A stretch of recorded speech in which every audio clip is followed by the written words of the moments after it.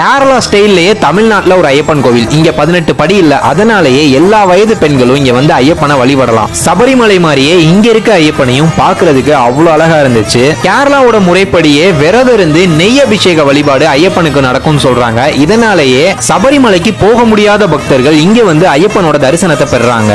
இந்த கோவில்ல பாக்குற ஒவ்வொரு சின்ன சின்ன விஷயங்கள் அழகா இருந்துச்சு. இந்த பெருமாள் சிலை அண்ட் சிவன் சிலையை பாருங்களேன், அதுல வந்து தண்ணி வர்ற மாதிரி அந்த ஆர்ட் ஒர்க்லாம் இந்த கோவில்ல பாக்குற ஒரு சில விஷயங்கள் ஆச்சரியமாகவும் அழகாவும் மன அமைதியையும் தருதுன்னே சொல்லலாம். நீங்க திருச்சிக்கு போறீங்கன்னா இல்ல திருச்சி பக்கத்துல இருந்தாலும் கோவில்பட்டி மருங்காபுரி வட்டத்துல தான் இந்த ஐயப்பன் கோவில் அமைஞ்சிருக்கு. கண்டிப்பா விசிட் பண்ணி பாருங்க.